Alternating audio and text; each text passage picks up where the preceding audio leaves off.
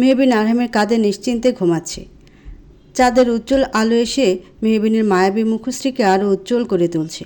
মেহবিনের প্রতি আরহাম যেন দ্বিগুণভাবে মোহিত হয়ে ওঠে। পূর্ণিমার চাঁদের মুগ্ধতা যেন দ্বিগুণ বাড়িয়ে তুলছে মেহবিনের এরূপ মোহিত রূপ।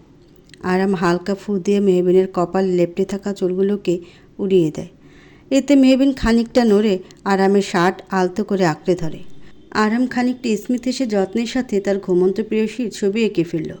এত সুন্দর একটা দৃশ্য না এঁকে কি থাকা যায়? আরহামও মেহবিনকে ডেকে মেহবিনকে আর বিরক্ত করেনি। আরহামও দোলনায় হেলান দিয়ে ঘুমিয়ে পড়ল। অব্রকে মাতাল অবস্থায় ইশরা বেগম কোনো রকম নিজের রুমে শুয়ে দিয়ে দেন। অব্র ঘুমের মাঝেই মেহবিন বলে চিৎকার করতে থাকে। ইশরা বেগম ছেলের এরকম অবস্থা দেখতে পারছেন না।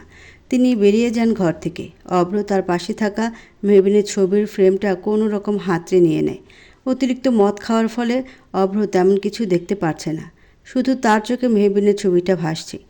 অব্র কাচের ফ্রেম থেকে ছবিটা বের করতে নিলে কাজ তার হাতেও ঢুকে যায়। রক্তপাত শুরু হয়ে যায়। অব্র সেদিকে খেয়াল করে না।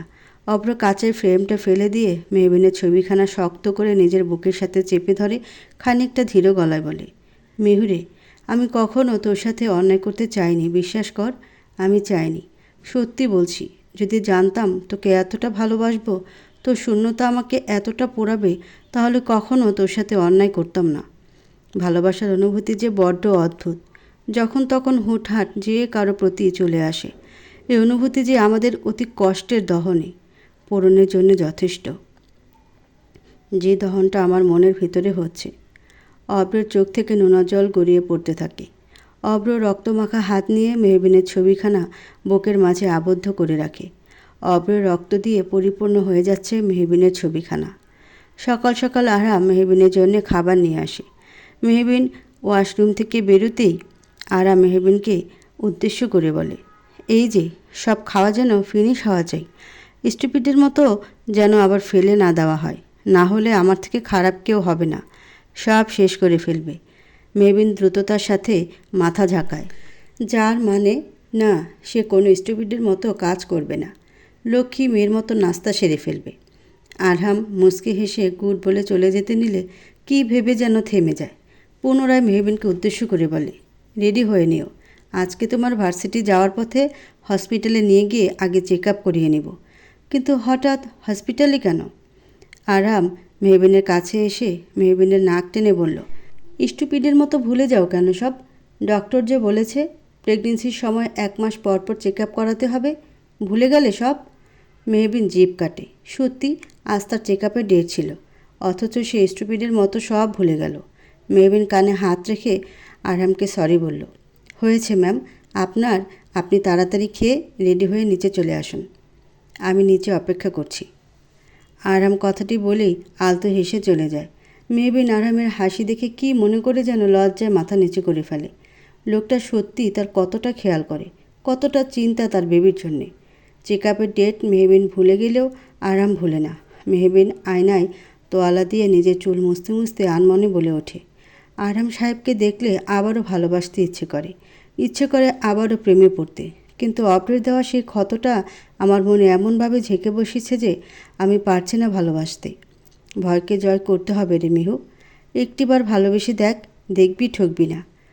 আমার ভাই অন্তত তোকে কখনো ঠকাবে না। মেহবিন আয়নায় তাকিয়ে দেখে আরিয়ান দেয়ালে ঠেস দিয়ে দাঁড়িয়ে আছে। মেহবিন আরিয়ানের দিকে ঘুরে শুকনো হেসে বলে, এক মুঠো সুখের আশায় যাকে আমরা সবটুকু দিয়ে ভালোবাসা উজাড় করে দিই, সেই আমাদের শেষবেলায় এসে কাঁদিয়ে দিয়ে যায়। অপর আমাকে সুখ দিতে না পারলেও আমাকে কান্না দিয়েছে, 1 সমুদ্র সমান কষ্ট দিয়েছে। সমুদ্র কিন্তু বেশ বিশাল। তাহলে বুঝে দেখ অব্রের দেওয়া কষ্টের পরিমাণটা ঠিক কতটা বিশাল হতে পারে। সেই বিশাল কষ্টের ভয়টাকে জয় করা কি এতটা সহজ আরিয়ান? আরিয়ানের মন ক্ষুণ্ণ হয়ে গেল। সত্যি অব্রের করা প্রতারণার শিকার হয়ে মেহবিনের মনটা ভালোবাসা নামক অধ্যায় থেকে নিজেকে ঢেকে রাখার প্রচেষ্টায় আছে। যদিও আরিয়ান জানে আরামের ভালোবাসায় মেহবিনের মন গলে যাবেই। আরিয়ানের ভাবনার মাঝেই আরামের মা রুমে ঢুকেন। আরামের মাকে দেখে পুনরায় মাথা নিচু করে ফেলে মেহবিন। আরামের মা তো দেখে মুচকি হেসে মেহবিনের মাথায় হাত বুলিয়ে বলে, আমার উপরে রাগ করেছ বুঝি? আরামের মায়ের কথায় মেহবিন আরামের মায়ের দিকে অবাক পানে তাকাতেই আরামের মা আরেক দফা হেসে বললেন, কালকে যা যা বলেছি তার জন্য আমার উপর রেগে থেকো না। আমি কালকে অব্রের কথা শুনে কিছু না বুঝেই তোমাকে বকা দিয়ে বসেছি। মেহবিন সঙ্গে সঙ্গে বলল, মা, আমি কিচ্ছু মনে করিনি। আপনার জায়গায় যে কেউ হলে এমনটি করতো মা, মানে আন্টি। আরামের মা মেহবিনের ললাটে ধরে বললেন, আমাকে এতদিন মা বলতে না? এখনও বলবে। আরহাম আমার এবং আরহামের বাবার সাথে আলাদাভাবে কথা বলেছে। আরহামের কথা শুনে আমরা বুঝলাম তোমার জায়গায় যে কেউ হলে এমনটি করতো নিজের সন্তানের নিরাপত্তার জন্যে। আমিও তো একজন মা, আমিও বুঝি তোমার অবস্থাটা। তাছাড়া অব্র এবং ইশরা যা করেছে তাতে তোমার কখনোই ওই বাড়িতে যাওয়াটা ঠিক হবে না। মেহবিন আরামের মায়ের কথা শুনে প্রশান্তির হাসি দেয়। মানুষটা কতটা ভালো! বলতে গেলে আরামের পুরো পরিবারটাই ভালো। আরামের মা আবারও বললেন, তাছাড়া তোমার গর্ভে যে সন্তান বেড়ে উঠছে সে তো আমাদের বংশের সন্তান। অব্রকে যতই আমরা দূরে ঠেলে দেই না কেন, তার সন্তানকে তো আমরা সবসময় আগলে রাখবো। তুমি এই বাড়ি ছেড়ে আরামকে ছেড়ে কোথাও যেও না। আরামও বাচ্চাটাকে অনেক ভালোবেসে ফেলেছে। তুমি তো জানো আমার ছেলে তোমাকেও কতটা ভালোবাসে। মেহবিন এবার খানিকটা অস্বস্তিতে পড়ে যায়। তার অস্বস্তি দূর করে আরহাম প্রবেশ করে এবং বলে, মেহবিন, তুমি এখানে? এখনও নাস্তাটা ফিনিশ করনি? কি করছো এখনও? তাড়াতাড়ি করে নাও। মেহবিন নাস্তা করে নিয়ে আরামের সাথে বেরিয়ে যায়। দুজনকে একসাথে যেতে দেখে আরামের মা মুচকে হেসে আরিয়ানের দিকে তাকিয়ে বলে, দুজনকে বড্ড মানায়, তাই না রে? তা বলতে একদম রাব নে বানা দিজুরি। আমি ভাবছি বাচ্চাটা পৃথিবীতে চলে আসলেই মেহবিন এবং আরহামকে বিয়েটা দিয়ে দিব। মেহবিনকে একেবারে সত্যিকারের বউ করে নিয়ে আসবো আমার বাড়িতে। আরিয়ান তার মায়ের কথা শুনে খুশি হয়ে মাকে জড়িয়ে ধরে বলে, সত্যি মা? তাহলে তো অনেকগুলো ভালো হবে। ইউ আর বেস্ট মা। আরামের মা দীর্ঘ শ্বাস ফেলে বললেন, মেহবিন মেয়েটা ভারী ভালো। মেয়েটা নিজের জীবনে কম কষ্ট সহ্য করেনি। আমি জানি মেয়েটার কষ্টটাকে দূর করে সুখের পথ একমাত্র আমার আরহামই দেখাতে পারবে। আমাদের দেশে এমন অনেক মেহবিন আছে যারা দিনের পর দিন কষ্ট সহ্য করে যাচ্ছে, কিন্তু আমাদের দেশে আরহামের মতো মানুষের বড্ড অভাব, যারা মেহবিনের মতো মেয়েদের আগলে রাখবে, জীবনে নতুনভাবে পথ চলতে শেখাবে, নিয়ে যাবে সুখের রাজ্যে। ডক্টরের কেবিনে বসে আছে আরহাম। কিছুক্ষণ আগেই ডক্টর মেহবিনকে চেক আপ করেছে। মেহবিন এখনও চেক আপ রুমে। ডক্টর খানিকটা মুখ কালো করে বসে আছে। ডক্টরকে এইভাবে দেখে আরহামের দুশ্চিন্তা শুরু হয়ে যায়। ডক্টর কিছুক্ষণ পরে বললেন, মেহবিনকে আমি দেখলাম, কিন্তু একটা খারাপ খবর আছে। ডক্টরের কথা শুনে আরহাম কিছুটা ভয় পেয়ে যায়। সে ভয়ার্ত গলায় বলে, কি খারাপ খবর ডক্টর? আরহামের কথায় ডক্টরের চোখ মুখে আবারও ঘোর অন্ধকার এসে হানা দিল। যেন ডক্টর আপাতত আরহামকে সেই খারাপ খবরটি বলতে ইচ্ছুক নয়। ডক্টরের এমন আচরণে আরহামের দুশ্চিন্তাকে দ্বিগুণভাবে বাড়িয়ে তুলছে সময়ের সাথে সাথে। আরহাম ঠোঁট ভিজিয়ে চিন্তিত হয়ে বলল, ডক্টর প্লিজ বলুন না কি খারাপ খবর।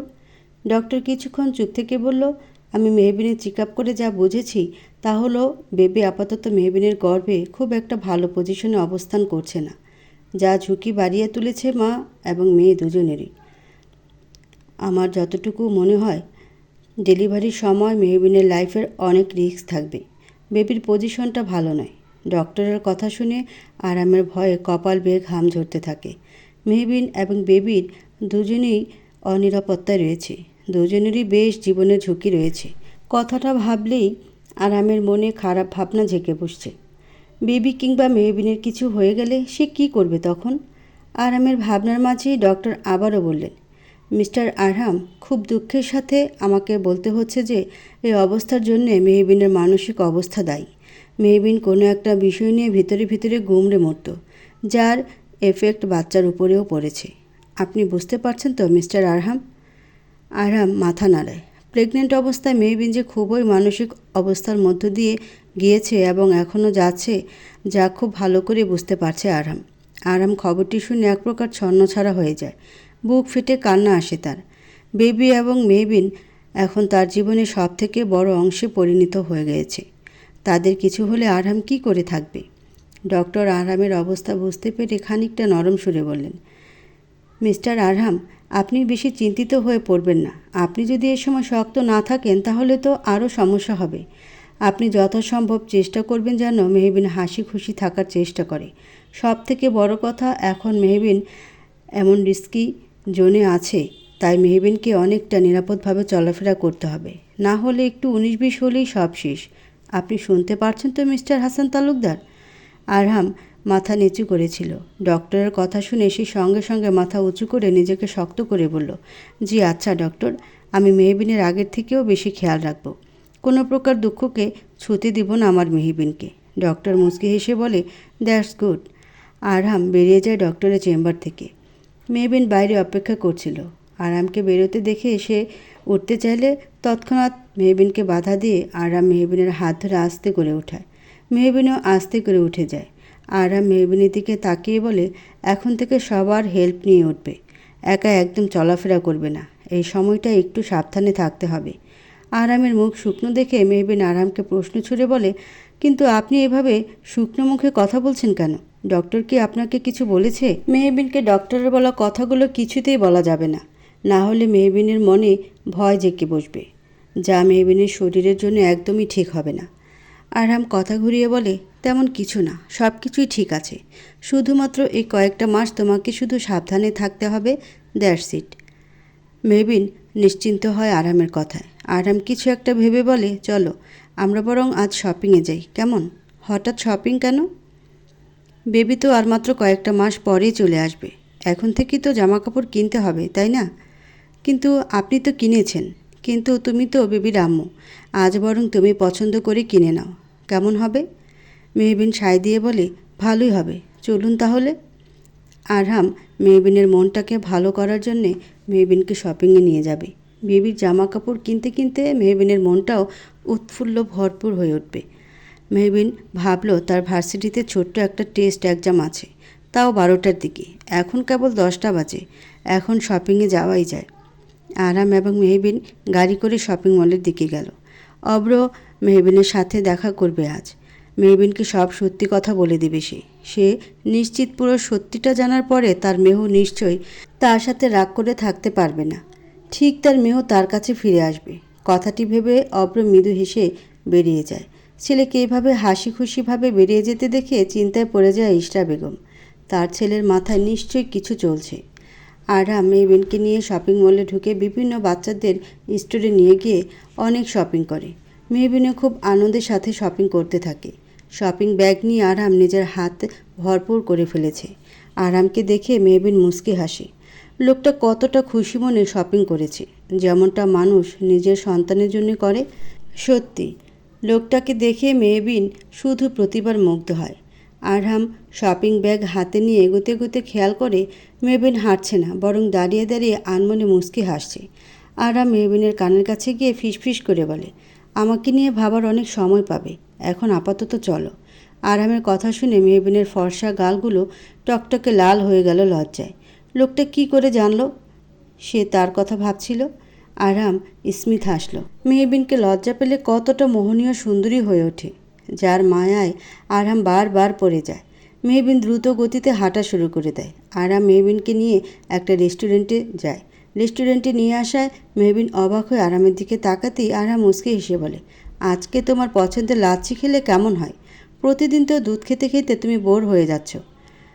আজ না হয় অন্য কিছু ট্রাই করা যাক, কি বলো? মেহবিন আরহামের কথা শুনে খুশি হয়ে যায়। লাচ্ছি সে অনেক পছন্দ করে, কিন্তু আরহাম কি করে জানলো সে লাচ্ছি পছন্দ করে? ভালোবাসার মানুষটার পছন্দ সম্পর্কে একটু একটু ধারণা আছে আমার, ম্যাম, বুঝলেন? আরহামের কথা শুনে মেহবিন মাথা নাড়িয়ে হাসে, যার মানে হ্যাঁ, সে খুব ভালো করেই বুঝেছে। আরহাম মেহবিনকে নিয়ে গাড়ি করে বাড়ি যেতে চাইলে তাতে বাধা দেয় মেহবিন। জানায় আজকে জরুরি টেস্ট এক্সাম আছে ভার্সিটিতে, সেই পরীক্ষাটা দিতেই হবে। আরহামের মনে আজ সকাল থেকে কেমন কু ডাকছে, তাই আরহাম মেহবিনকে ভার্সিটিতে যেতে দিতে না চাইলেও বাধ্য হয়ে নিয়ে যায়, কেননা এক্সামটা অনেক জরুরি। আরহাম ঠিক করেছে ভার্সিটির বাইরেই দাঁড়িয়ে থাকবে যতক্ষণ মেহবিন এক্সাম দেবে। কিন্তু হুট করে আরহামের জরুরি মিটিং চলে আসে, কিন্তু আরহাম যেতে চায় না। মেহবিন বোঝায় আরহামের মিটিং শেষ হতে হতে মেহবিন এদিকে পরীক্ষা দিয়ে দেবে। আরহাম যেন মিটিংটা করে তাকে এসে নিয়ে যায়। সে পরীক্ষা দিয়ে ভার্সিটিতেই থাকবে। আরহাম কিছুটা চিন্তিত হয়ে বলল, আমি না আসা পর্যন্ত হল থেকে একদম বেরোবে না, ওকে?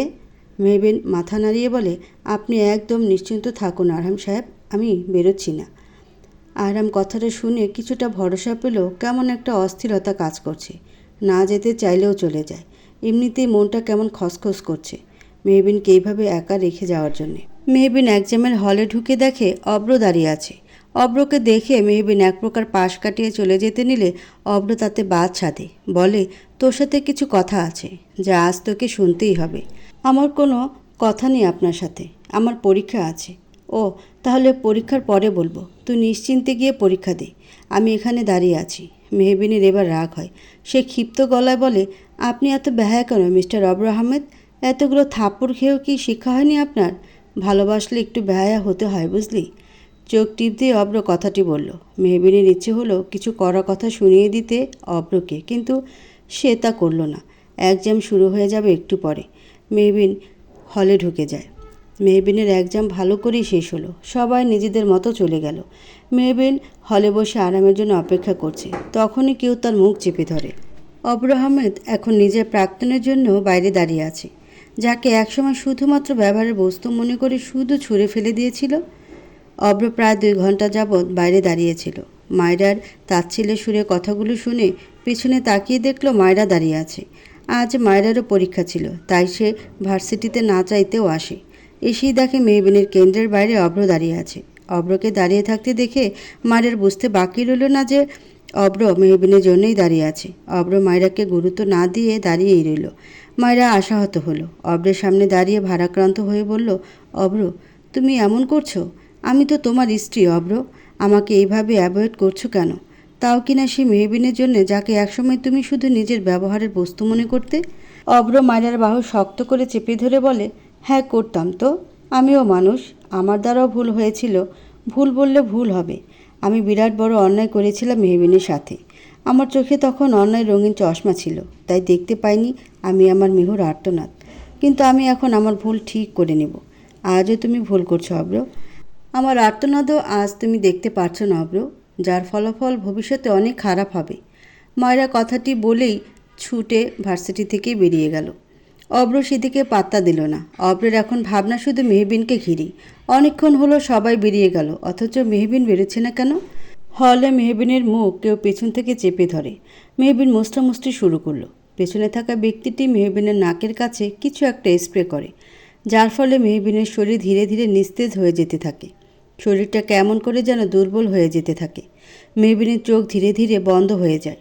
শুধুমাত্র অজ্ঞান হয়ে যাওয়ার আগে সে দেখতে পায় আশিক কুৎসিত হাসি দিয়ে তার দিকে তাকিয়ে আছে। মেহবিন ঢলে নিচে পড়ে যায়।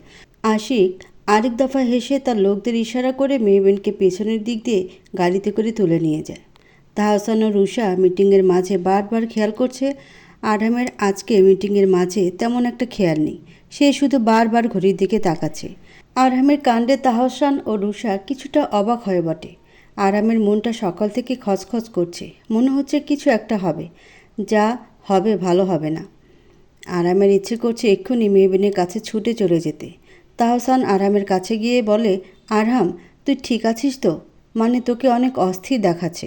আরহাম তাহসানের প্রশ্নের জবাবে শুকনো মুখে বলল, সকাল থেকে আমার মনটা বারবার কেমন যেন কুই ডাকছে। মনে হচ্ছে কিচ্ছু ভালো হবে না। আমিও জানি না কেন হচ্ছে। আমার মাথাটা পুরো হ্যাং হয়ে যাচ্ছে। শুধু মনে হচ্ছে মেহবিন ঠিক নেই। আরহামের কথায় রুষা এগিয়ে এসে ঠান্ডা গলায় বলল, আপনি শুধু শুধু চিন্তা করছেন স্যার। আসলে আপনি আপনার ওয়াইফকে একটু বেশিই ভালোবাসেন, তাই আপনার এত চিন্তা। রুষা এখন তাহসানের সাহায্যে কিছুটা নর্মাল হয়েছে। তাহসান ও রুষার কথায় সায় দিয়ে বলে, আমারও তাই মনে হয় আরহাম, তুই বরং ভাবিকে একটা ফোন করে নে।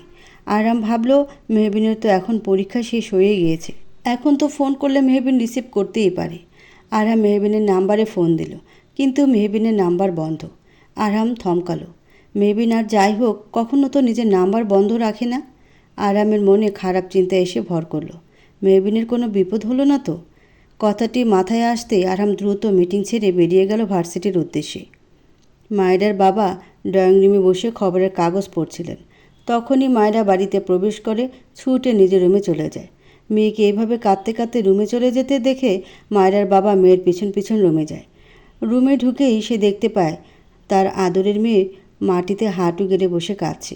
আদরে মেয়ের কান্না যেন মায়রার বাবার কলিজা ভেদ করে, বুকে গিয়ে তীরের মতো বিচ্ছে। মায়রার বাবা মেয়ের পাশে বসতেই মায়রা তার বাবাকে জড়িয়ে ধরে বলে ভেজা গলায়, বাবা, ও বাবা, দেখো না, আজ অব্র আমাকে ভালোবাসে না, ও শুধু মেহবিনকে ভালোবাসে। আমি নাকি ওর জন্যে ভুল। ও এই কথাটা কিভাবে বলতে পারলো বাবা, বলো না। আমি যে সত্যিই পারছি না বাবা। মায়রার বাবা নিজের মেয়ের মাথায় হাত বুলিয়ে আদরে কণ্ঠে বললেন, don't cry my princess, just stop it. তোমার বাবা আছে না, সে সব কিছু ঠিক করে দেবে। শুধু একটু অপেক্ষা করো। তোমার পথের কাঁটাকে সে একেবারে উপড়ে ফেলে দেওয়ার ব্যবস্থা করেছে। মায়রার বাবার এই কথাটি গিয়ে মায়রার কানে লাগে। মায়রা তার বাবার দিকে অবাক পানে তাকিয়ে বলে, কি বললে বাবা? কি ব্যবস্থা করেছো তুমি? মায়রার বাবা কথা ঘুরিয়ে বললেন, তেমন কিছু না, তোমাকে সেই সব নিয়ে ভাবতে হবে না। তুমি বসো, আমি একটু আসছি। মায়রার বাবা বেরিয়ে যান দ্রুত মায়রার ঘর থেকে। মেহবিন এখনও বেরোচ্ছে না দেখে অব্র আর দাঁড়িয়ে থাকতে পারল না। সে ঠিক করেছে যে সে এক্ষুনি মেহবিনের হলে যাবে। অব্র আর না দাঁড়িয়ে হলের দিকে ঢুকলো। হলে ঢুকেই সে দেখতে পেল মেহবিনের বই খাতা পড়ে আছে, কিন্তু মেহবিন কোথাও নেই। অব্র জোরে চিৎকার করে, ভার্সিটির সব টিচারকে এবং সব কর্মচারীকে ডেকে ওঠে। অব্রের চিৎকারে সবাই জড়ো হয়। অব্র চিৎকার করে বলে, এইসব কি? মেহবিন কোথায়? কেউ আমায় বলবে? অব্রের কথা শুনে কেউ কিছু বলতে পারল না। তাদের ধারণা মতে মেহবিন তো হলেই ছিল, কিন্তু কোথায় গেল? ততক্ষণ আরামও চলে আসে। মেহবিনের বই খাতা পড়ে থাকতে দেখে সে স্তব্ধ হয়ে যায়। মেঝেতে কোনো কিছু হিস্ট্রে টেনে নিয়ে যাওয়ার চিহ্ন পাওয়ায় আরামের বুঝতে বাকি রইল না যে মেহবিনকে কেউ অপহরণ করেছে। আরাম যা ভয় পেয়েছিল সেটাই হলো, মেহবিন বিপদে আছে। আরামের হাত পা থরথর করে কাঁপতে থাকে। আরাম চিৎকার করে মেহবিন বলে ডেকে ওঠে। আরামের চিৎকারে পুরো ভার্সিটির হল যেন কেঁপে ওঠে। মেহবিন চোখ খুলতেই সে নিজের হাত পা বাঁধা অবস্থায় পায়। মেহবিনকে কেউ অন্ধকার রুমের মাঝে আটকে রেখেছে। মেহবিনের অনেক কষ্ট হচ্ছে, দম বন্ধ লাগছে সব কিছু। মনে হচ্ছে এখনই মুখটা না খুলে দিলে মেহবিন মরেই যাবে। মেহবিন কোনো রকম বসে মুখ খুলতে নিলে ব্যর্থ হয় সে। তখনই সে শুনতে পায় আশিকের কণ্ঠস্বর। আশিক বাইরে দাঁড়িয়ে বলছে, আপনি কোনো চিন্তা করবেন না স্যার, আপনার কথা মতো সব হয়ে যাবে, শুধুমাত্র টাকাটা। ফোনের ওপাশ থেকে মায়রার বাবা রুক শাহেদ গম্ভীর সুরে বললেন, সব হয়ে যাবে, তুমি শুধু তোমার কাজটি করো ভালো মতো। আশিক ফোনটা কেটে দিয়ে মেহবিনকে যে রুমে বন্ধ করে রেখেছে সে রুমে যায়। আশিককে দেখে ভয়ে মেহবিনের গলা শুকিয়ে যায়। আশিক শয়তানি হাসি দিয়ে মেহবিনের পাশে বসে। তার হাত দিয়ে মেহবিনকে ছুঁতে চাইলে মেহবিন দূরে চলে আসে। তা দেখে আশিক আরেক দফা বিদঘুটে হেসে আশিক বলে, বাহ মেহরানি বাহ, আমি ছুলেই দোষ, আর অব্রের সাথে শুয়ে যে পেট বাঁধাই করে ফেললি তার বেলায় কিছু না, তাই না? আমার সাথে সেদিন রাত কাটালে কি এমন হতো তোর? অব্রের থেকে বেশি দিতে পারি আমি, সত্যি। আশিক নামক ঘৃণিত লোকের কাছে মেহবিন এমন কুৎসিত বাণী শুনে ঘৃণায় মুখ ছিটকায়। আশিক এবার রাগ দেখিয়ে মেহবিনের মুখ শক্ত করে চেপে ধরে বলে, সেদিন তো খুব আমাকে অব্রকে দিয়ে মার খাইয়েছিলি। আজ দেখ, ভাগ্যের পরিহাসে সে আমাকে তোর বাচ্চা নষ্ট করার কাজের দায়িত্ব এসে পড়ল। তাও এই দায়িত্ব কে দিয়েছিস জানিস? তোর প্রাক্তনী শ্বশুর মশাই। মেয়ের দুঃখ তিনি আর দেখতে পারছেন না, তাই তো তার মেয়ের পথের কাঁটা তোর বাচ্চাটাকে নষ্ট করার দায়িত্ব আমাকে দিয়েছে। যদিও এইসব কাজ আমি আমার নিজের লোকদের দিয়ে করাই, কিন্তু তোরটা আমি নিজে করব। একটা সুন্দর রাতও কাটাবো তোর সাথে, অনেক হিসাব বাকি আছে তোর সাথে। আশিকের কথা শুনে মেহবিন থরথর করে কাঁপতে থাকলো। তার বাচ্চাকে মেরে ফেলার জন্য মায়রার বাবা আশিককে ভাড়া দিয়েছে। সে কি করবে এখন? কি করে বাঁচাবে তার কলিজার টুকরো, তার সন্তানকে? আরামকে নিয়ে আরিয়ান পুলিশ স্টেশন এসেছে। পুলিশ সাফ সাফ জানিয়ে দিয়েছে 24 ঘন্টার আগে তারা কোনো জিডি নিতে পারবে না। আরামের মেজাজ বিগড়ে যায়। মেহবিনের যদি 24 ঘন্টার মাঝে কিছু হয়ে যায় তখন? আরাম গর্জন দিয়ে বলে, 24 ঘন্টা মানে? আমার মিহুর যদি কিছু হয়ে যায় তখন কি হবে? তখন আমরা কি করব? পুলিশ অফিসার এবার উঠে দাঁড়িয়ে বলে, গলা দৃঢ় নিয়ে বলে, দেখুন, এটা পুলিশ স্টেশন, এখানে একদম চিৎকার চেঁচামেচি করবেন না। ওকে, ভালো বলে কথা শুনবেন না আপনারা? এবার আপনারা দেখবেন এই আরাম হাসান তালুকদারের পাওয়ার। আরাম এবার কাউকে ফোন করে কিছু বলে। সঙ্গে সঙ্গে অফিসারের নাম্বারে ফোন আসে। সে রিসিভ করে দেখে ওসির ফোন। তিনি জানিয়েছেন আরাম হাসান তালুকদারের কেসটা 2-3 ঘন্টার মধ্যে সমাধান করতে হবে। উপর মহল থেকে অনেক প্রেশার আসছে, পুলিশ অফিসার ফোনটা কেটে নিচু সরে বলে, আপনারা একটু অপেক্ষা করুন মিস্টার হাসান, আমরা এক্ষুনি ব্যবস্থা নিচ্ছি। কথাটি বলেই পুলিশ অফিসার তার ফোর্সকে ডেকে পাঠায়। আরহাম শুধু পায়চারি করছে, কখন সে তার মেয়র কাছে পৌঁছাবে সেই সময়ের অপেক্ষায় আছে। বুকটা দরফর করছে, যদি তার প্রেয়সীর কিছু হয়ে যায় তখন। আরিয়ান তার ভাইকে সামলানোর চেষ্টা করে, কিন্তু আরহাম কিছুতেই স্থির হয়ে থাকতে পারছে না। ভাই, তুই একটু শান্ত হ। আরিয়ানের কথায় আরহাম অসহায় ভঙ্গিতে বলে, কিভাবে থাকবো? এমনিতে মেহবিনের যা অবস্থা, তাতে মেহবিন এবং বাচ্চার দুজনেরই জীবনের ঝুঁকি রয়েছে। তার মধ্যে কেউ মেহবিনকে অপহরণ করেছে। মেহবিন কী অবস্থায় আছে সেটাও জানি না। আমার মেহবিনের যদি কিছু হয়ে যায় তখন কি হবে আরিয়ান? আরিয়ানও বুঝতে পারছে না সামনে কি হবে। এদিকে অব্র ভার্সিটি থেকে বেরিয়েই মায়রার বাসায় চলে যায়। সে যতটুকু জানে এই কাজ মায়রা ছাড়া আর কেউ করতে পারবে না। সে ভেবে নিয়েছে সে আজ মায়রাকে ছাড়বে না। তার মেহুর গায়ে একটু আঁচ লাগলে সে মায়রাকে শেষ করে ফেলবে। অব্র মায়রার বাড়িতে গিয়ে গর্জে উঠে মায়রার নাম ধরে ডাকে। অব্রের চিৎকারে মায়রা তার রুম থেকে বেরিয়ে যায়। এদিকে আশিক তার শার্ট গা থেকে খুলে মেহবিনের দিকে এক পা করে এগোচ্ছে। মেহবিনের মুখ বেঁধে থাকায় মেহবিন চাইলেও চিৎকার করতে পারছে না। গলাটা শুকিয়ে আসছে তার। গলা ফাটিয়ে চিৎকার করতে ইচ্ছে করছে। যদি এই মানুষরূপী আশিকের থেকে নিজেকে এবং তার সন্তানকে বাঁচানো যায়, কিন্তু আদৌ কি শেষ রক্ষা হবে? তার আর্তনাদ কি আদৌ দেয়াল ভেদ করে বাইরে পৌঁছাবে, নাকি মেহবিনের আর্তনা শুধু চার দেয়ালের মাঝে সীমাবদ্ধ থাকবে? আশিক মেহবিনের কাছে এসে বলে, আজ কি করে বাঁচবে তুমি মেহরানি? আজকে তো তোমাকে আমার শিকার হতেই হবে। মেহবিনের চোখ দিয়ে অশ্রু গড়িয়ে পড়তে থাকে। আশিক মেহবিনের মুখের বাঁধন খুলে দিতেই মেহবিন আরহাম বলে চেঁচিয়ে ওঠে। আশিক সঙ্গে সঙ্গে মেহবিনের মুখ চেপে ধরে বলে, এত চিৎকার করছিস কেন তুই? আরহামটা আবার কে রে? নতুন নাকি? সবার কাছে যেতে পারিস অথচ আমার কাছে আসলেই শুধু ছটফট করিস কেন রে? আশিকের এসব নোংরা কথা শুনে মেহবিনের ইচ্ছে করছে মরে যেতে। আশিক এবার মেহবিনের আরেকটু কাছে এসে মেহবিনের গালজোড়া শক্ত করে চেপে ধরে বলে, ডার্লিং, আমাকে একদম ডিস্টার্ব করো না তো। না হলে তোমার বাচ্চাটাকে তো মেরে ফেলবই, তার সাথে তোমাকেও আমি মেরে মাটি চাপা দিয়ে চলে যাব। কেউ কিচ্ছু জানতে পারবে না। আশিক কথাটি বলেই ধারালো ছুরি বের করে। মেহবিন ভয়ে ভয়ে চুপ হয়ে যায়। এখন বেশি কথা বলা যাবে না। মেহবিন কিছুতেই তার বাচ্চার ক্ষতি হতে দিতে পারে না। মেহবিন কিছু একটা ভেবে জোরে জোরে কান্না শুরু করে দিয়ে বলে, মাগো, মরে গেলাম গো, কেউ বাঁচাও।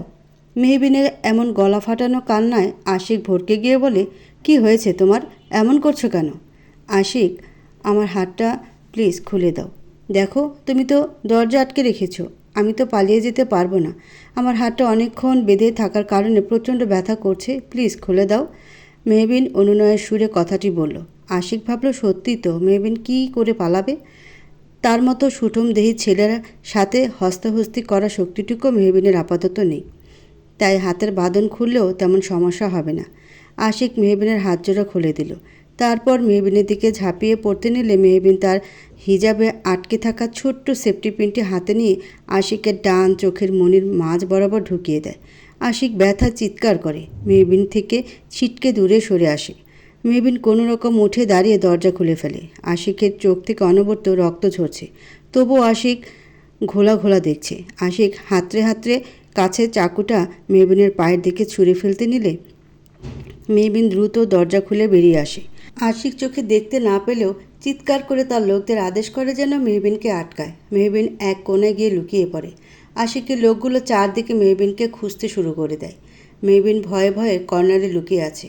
মনে মনে মহান আল্লাহ তাআলার নাম স্মরণ করছে, কেননা এই বিপদের মুহূর্তে একমাত্র মহান আল্লাহ তাআলাই তাকে এবং তার বিপদ থেকে বাঁচাতে পারে। মেহবিন মনে মনে খুব করে চাইছে আল্লাহ যেন এখন আরহামকে দূত করে তার এবং তার সন্তানের জন্য পাঠায়। মেহবিন আস্তে করে বিড়বিড় সুরে বলল, আরহাম সাহেব, কোথায় আপনি? আপনাকে যে আমার এখন খুব দরকার। প্লিজ আসুন আরহাম সাহেব, আমি আর পারছি না। আরহাম কিছুতেই স্থির হয়ে বসতে পারছে না। তার পরিচিত আছে উপর মহলের সাথে। সে তাদের উপর বারবার প্রেশার দিচ্ছে যেন তার মেহবিনের একটা খবর পাওয়া যায়। আরামের বুক ফেটে কান্না আসছে। তার মেহবিনের যদি কিছু হয়ে যায় তখন কি হবে? আরামের মাথায় শুধু একটা কথাই ঘুরপাক খাচ্ছে, কে বা কারা মেহবিনের অপহরণ করিয়েছে।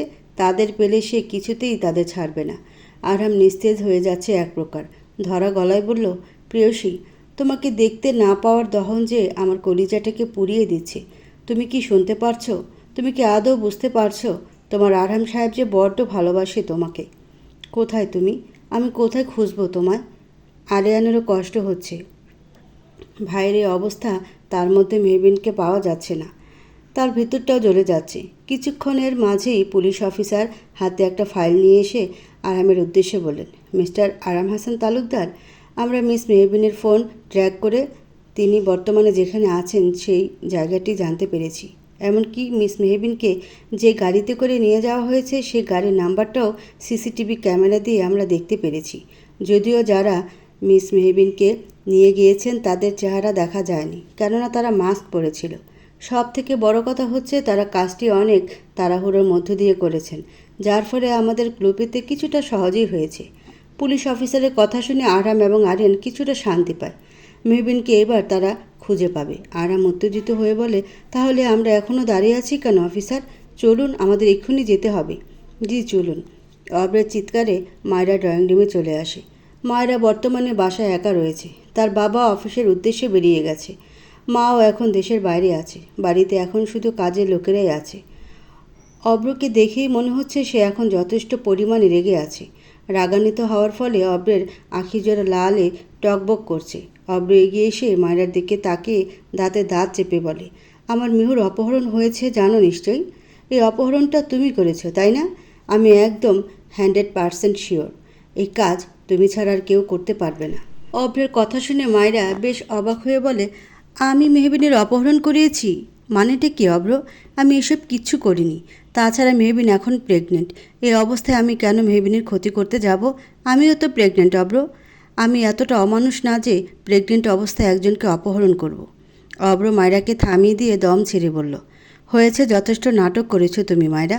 মেহবিনকে যে তুমি নিজের পথে কাটা মনে করো তা আমি ভালো করেই জানি। বাট একটা কথা তুমি মাথায় ঢুকিয়ে নাও, আমার মেহুর কিছু হলে আমি তোমাকে ছাড়ব না। Just mind it. আমার কথাটা তো শোনো অব্র। অব্র শুনল না, সে বেরিয়ে গেল। মায়রা সোফায় বসে পড়ল। মেহবিনকে হঠাৎ কে বা কারা অপহরণ করলো? মায়রা তো এসব ব্যাপারে কিছুই জানে না। মায়রা গভীরভাবে তলিয়ে দেখতে গেলে তার মাথায় শুধু একটা চিন্তা এসে ভর করে, তাহলে ওই কাজটি তার বাবা ছাড়া আর কেউ করতে পারে না। কথাটি ভেবেই মায়রার ভয়ে গলা শুকিয়ে আসে।